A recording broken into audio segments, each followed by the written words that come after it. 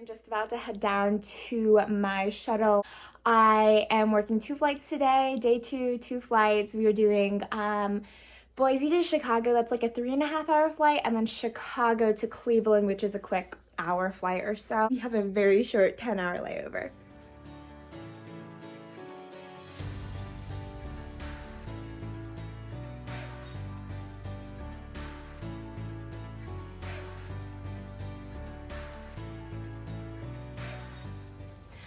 Hi guys, I just got to my hotel in Cleveland. We did 2 easy flights today.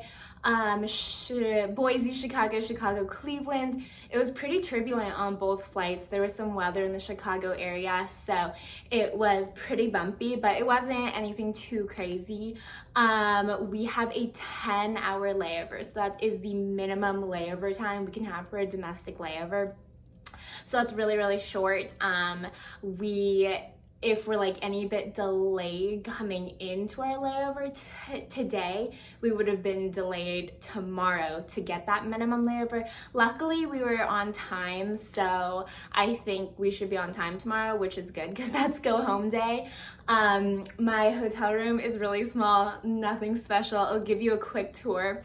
But the bummer is they don't have refrigerators, and I bring my own food, so it's kind of annoying when a hotel doesn't have a refrigerator because then I have to like play this game with the ice to try to keep everything cooled. I'll show you.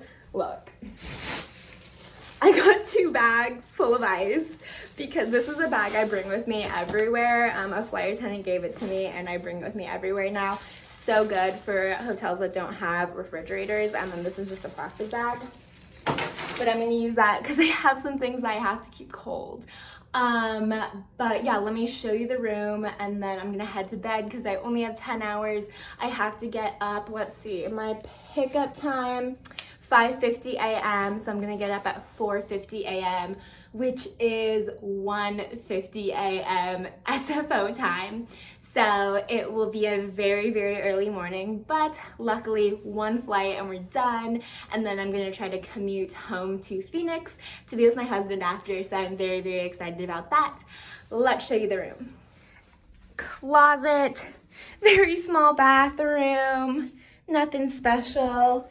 And then we just have the TV, the bed, the desk, the chair, and then let's see, the view is the parking lot. We are right in the airport. See that sign right there says arrivals. That's how close. But that is it. I am going to sleep, probably eat a couple snacks, call my husband, and then head to bed. Oh, and shower. Got a shower. So I thought I would explain the minimum layover thing because I don't think I explained it very well because I was rushing. But 10 hours is our minimum domestic layover, and our layover starts after everyone deplanes, so after our debrief time we call it, and then it ends at check-in. So it doesn't take into account transportation to the hotel, transportation from the hotel, going through security, walking to our gate. It doesn't take into account anything like that. So you could have a 10-hour layover, but only be in your room for 9 hours or something. So that it also, like, for me, it takes a while for me to like wind down and sleep, so 10 hours just doesn't seem very long. But that's kind of to explain a little bit more about what our layovers are like and how they calculate them. I'm fine with the short layover, especially because tomorrow we get in so early into San Francisco, and that's awesome. Like, I'd rather get home early than spend a couple more hours here in Cleveland, you know? And yeah, so I'm not mad about it, but it does get tiring if you have a bunch of minimum layovers and you're flying a bunch of like legs a day. Then it definitely gets tiring if you have, you know, a 12-hour duty day and then only 10 hours layover in your hotel. So it's just, our trips are built differently. Sometimes you get the 24, 30-hour layovers, sometimes you get 10, and it's just the way that the trips are built. Okay, everyone, breaking news. It is 12:38 a.m. and I was just about to go to sleep, and I was putting my phone down, and then I went on to our crew scheduling system to make sure I like had my times right and had my alarm set right. And then I get this pop-up notification saying your pairing has changed. And I was like, oh, they must delay our flight 3 minutes because we were 3 minutes late into Cleveland, so they must be delaying it 3 minutes out so we get the 10 hours of rest, like I was talking about.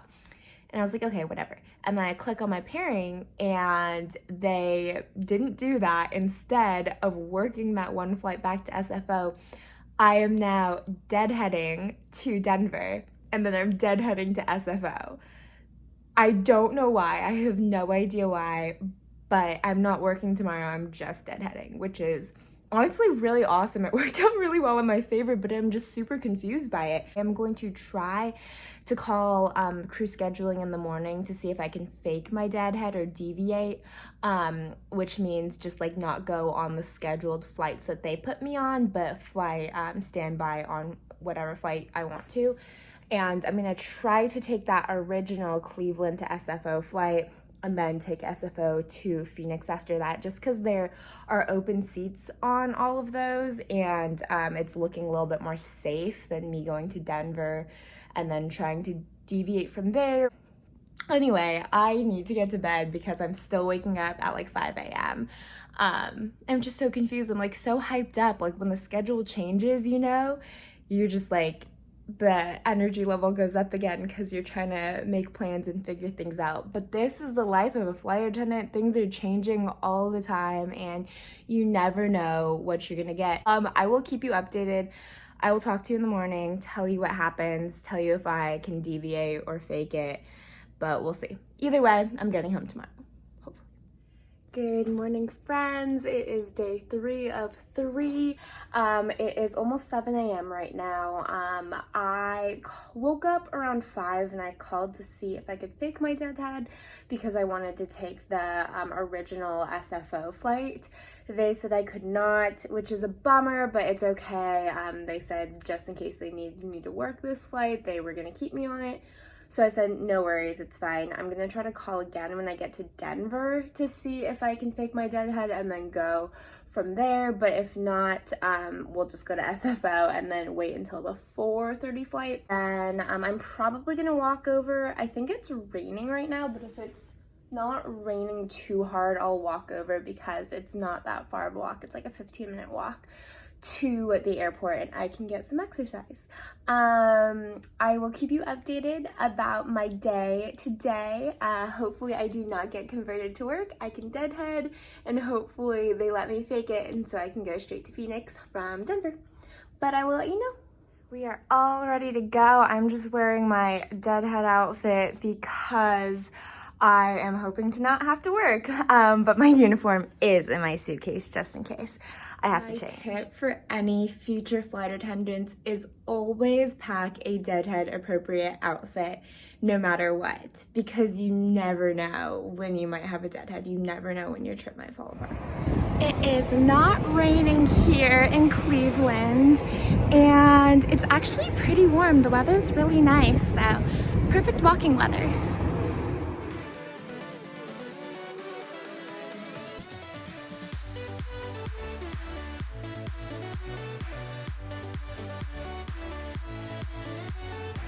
I had to get Chick-fil-A for breakfast. Okay, I didn't have to get Chick-fil-A for breakfast, but I wanted some food because the breakfast I packed, the bagel, got all soggy because when I put it under ice last night because they didn't have a refrigerator, the water got in and then the bagel got gross. So I got some food because it might be a long day.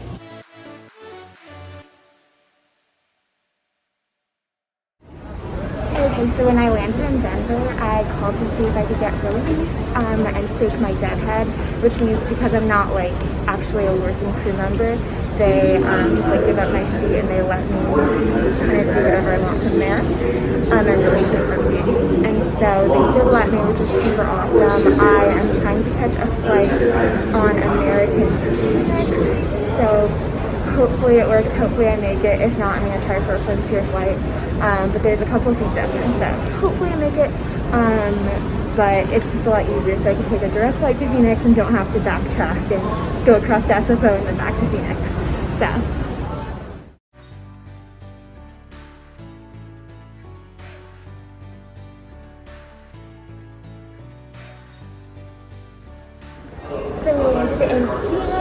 Oh, sorry, the airport's being loud. There's announcements. Flight went well. I got to see it on American. It was awesome. And now I am waiting for my husband. He is actually dropping someone else off at the airport right now. So it kind of worked out. He's dropping him off. He's dropping his uncle off and then picking me up at the same time. So it worked out really well. And I am just waiting for them to tell me where they want to meet me. So thank you so much for watching. I'm going to close this video out. Hope you enjoyed coming along my 3-day trip with all the changes and the craziness that went along with it. I will talk to you in the next one. Oh my god. Okay, you can turn around now. I brought him a perfect bar. It might not be too bad. I'm just saying it can get as a reward. Because all the departures and arrivals are the same. A good chauffeur.